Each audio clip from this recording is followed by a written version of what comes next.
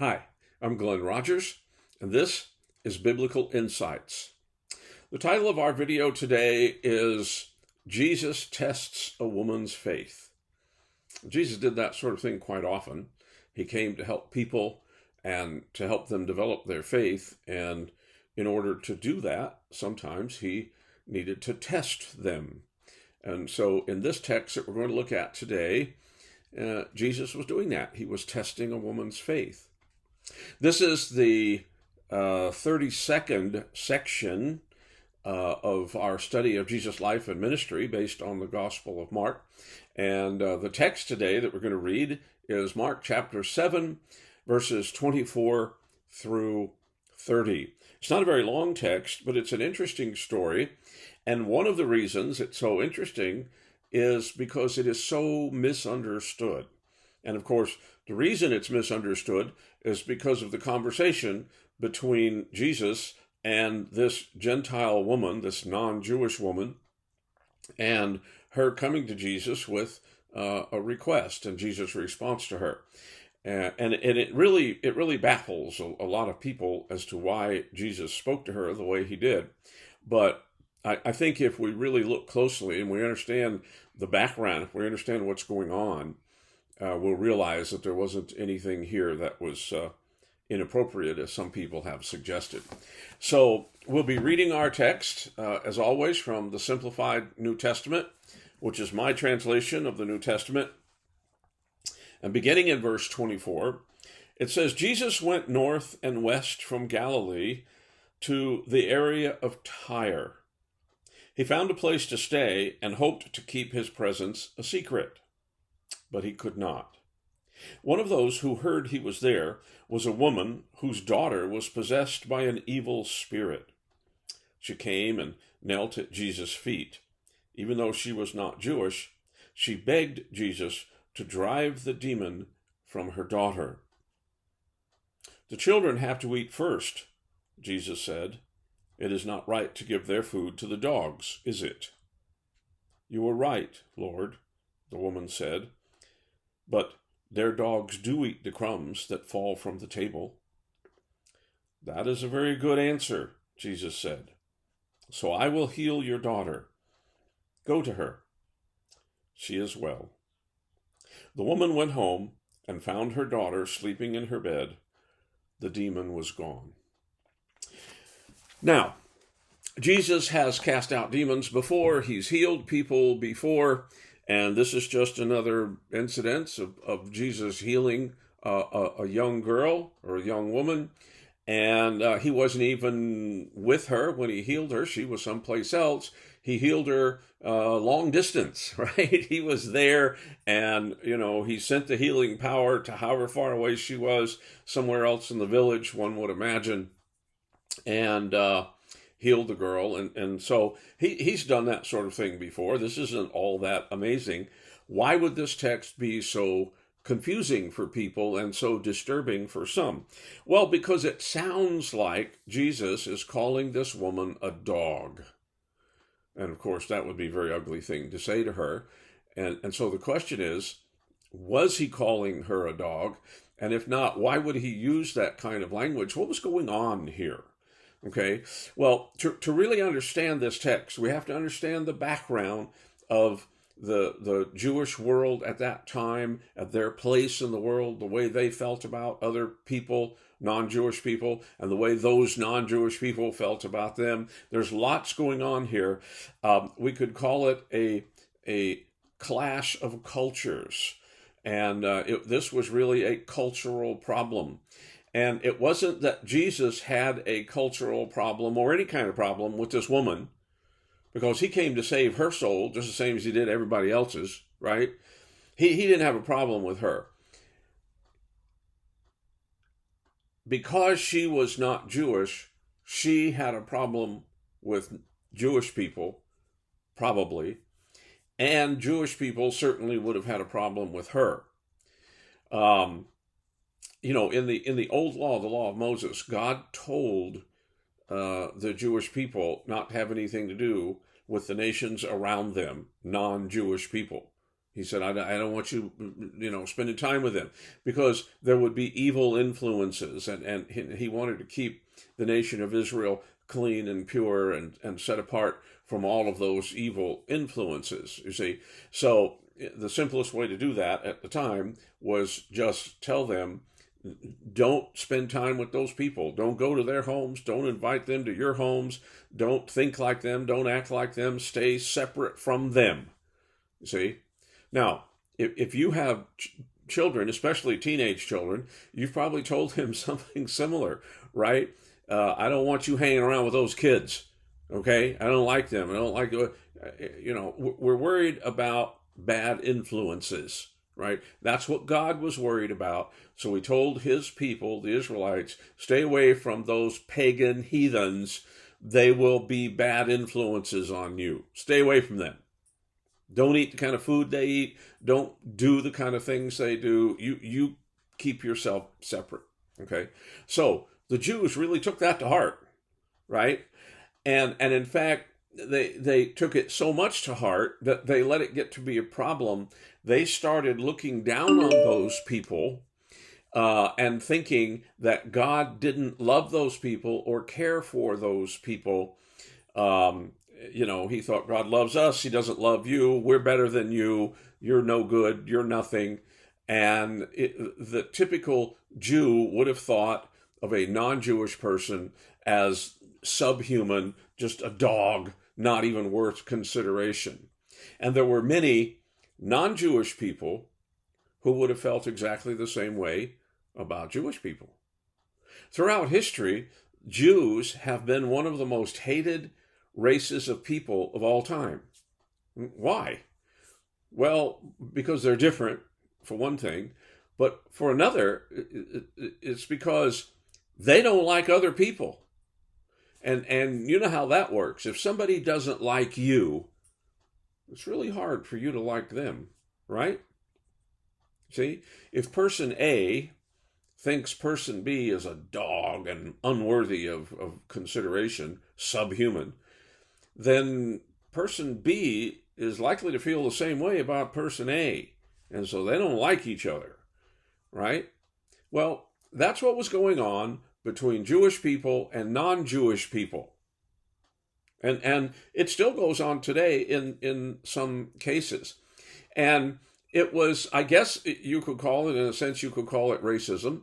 If the Jews are considered a race separate from the non-Jews, although in the Middle East, I personally, I don't think it is racism, because Abraham, he was a Middle Eastern guy, right? He was from the town of Ur in Mesopotamia, and he traveled across around the Fertile Crescent down into Israel, but they were all basically Middle Eastern people.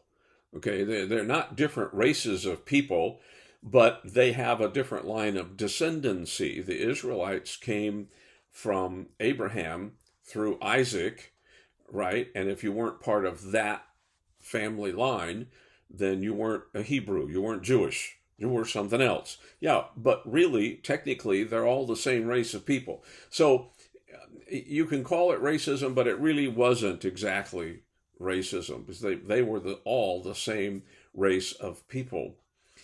But that sort of thing, where you have one group of people who doesn't like another group of people, is something that exists, all over the place, all over the world. When bad things happen here in America, and some of you are familiar with those things, you watch them on the news or whatever, and I'm thinking now, even some of you in Africa and India, you are aware of some of the challenges and difficulties we have here in America, and lots of people consider white people to be racist. If they're black, or they're brown, Hispanic, or they're Asian, or whatever, a lot of people are saying, "Oh, white people are all racist." Well, first, all white people are not racist. Okay, that's just not true. And the thing is, racism exists for everybody. There are lots of black people who don't like white people. There are lots of Spanish-speaking people, whether you call them Hispanic or Latino, they don't like Anglos, right? All right, so people not liking other groups of people is something that exists in the world today, and it existed in that first century. I remember when my family and I lived in Africa. We lived in a small village in Nigeria, West Africa. The village was called Ukbum, and I was a teacher at a college there, and we lived there for 2 years. And all the people around us were all black. They were all Africans, right? Black Africans. And there was tribalism that went on there. It wasn't racism because they were all the same race, but they were of different tribes. And so this tribe didn't like that tribe, and that tribe didn't like this tribe or this tribe over here. And so, there was intertribal tensions all over the place. And one of the things they had to work on as they became Christians was to learn not to hate somebody just because they're not of your tribe. See?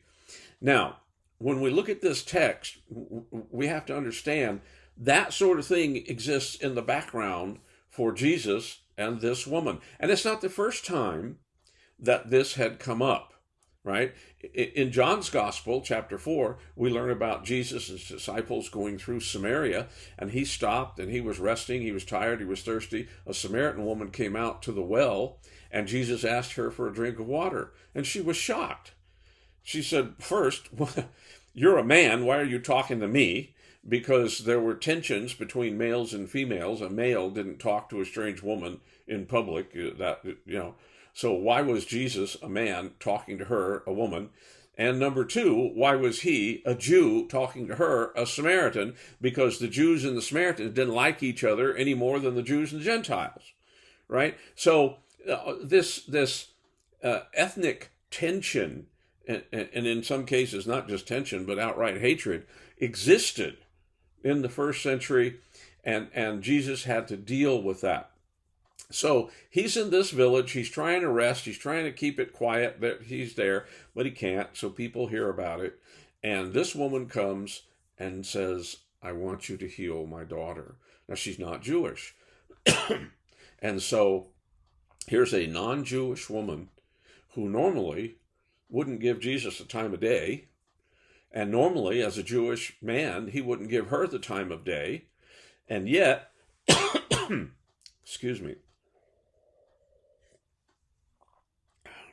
yet she comes to Jesus asking him to heal her daughter. And so Jesus understands about the challenges associated with this, inter-ethnic communication. He gets it. He is a Jewish man. She's a Gentile woman. Excuse me. Why is she asking him to do this for her?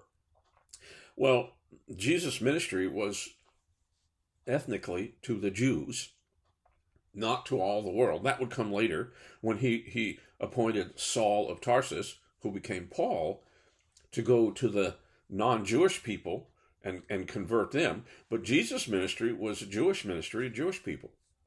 So why is this non-Jewish woman coming to him, wanting him to do something? Well, he knew why, but he wanted to test her and see if she knew why. He wanted her to think about this whole Jew-Gentile thing. And so he asks her the simple question. It wasn't a question so much as a statement. He says, it's not right to give the children's food to the dogs. Now, what is this, children's food? Okay, it's a metaphor, because he wasn't talking about feeding anybody or giving anybody actual food. It's a metaphor.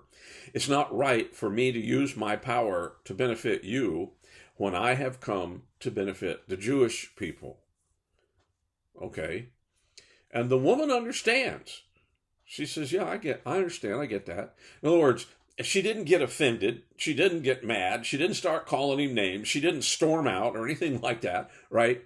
Because all of this ethnic controversy wasn't what was important to her. What was important to her is that she had a sick daughter and Jesus could heal her. See, that's what was important to her. And so she says to Jesus, well, yeah, I get that. I understand that. But even the dogs who sit around the table get to eat the crumbs that fall off the table. In other words, she was saying, yes, I understand you're a Jew and you're here to minister to the Jewish people, and I'm just a Gentile woman. But what I'm asking is such a small thing. For you to do this is such a small thing. It's not very different than the crumbs that fall from the table that the dogs eat. It's just a little thing. It's not important. It's not a big thing. It's a little thing. And Jesus liked that answer. He said, that's a good answer. That's a thoughtful answer. It's an appropriate answer. It's a good answer.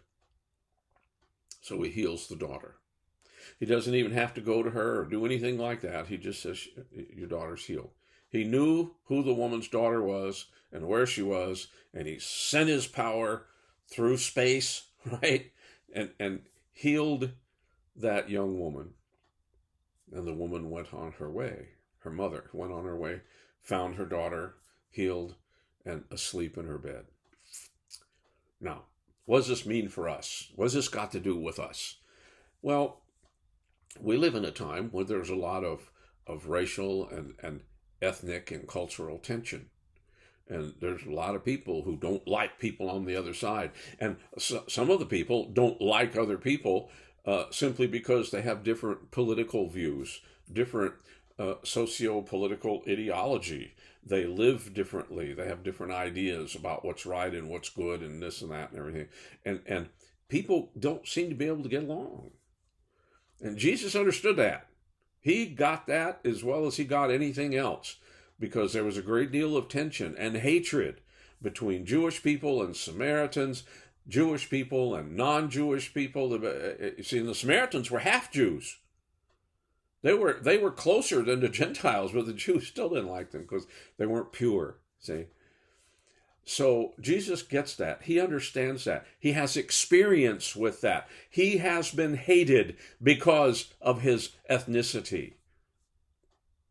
And he's had an opportunity to be hateful to people who weren't Jewish.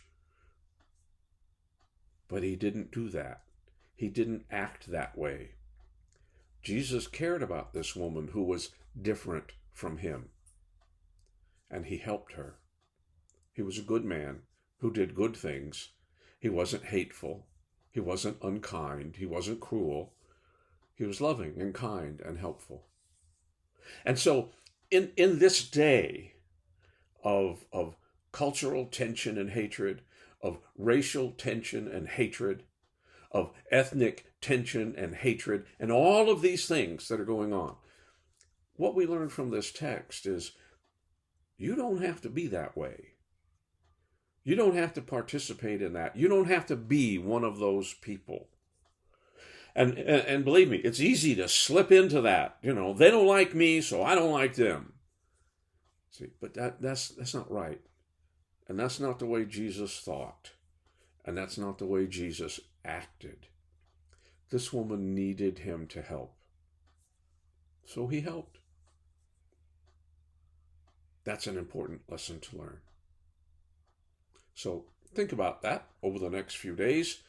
And as you do, as always, read your Bible, pray, go to church, and may God bless.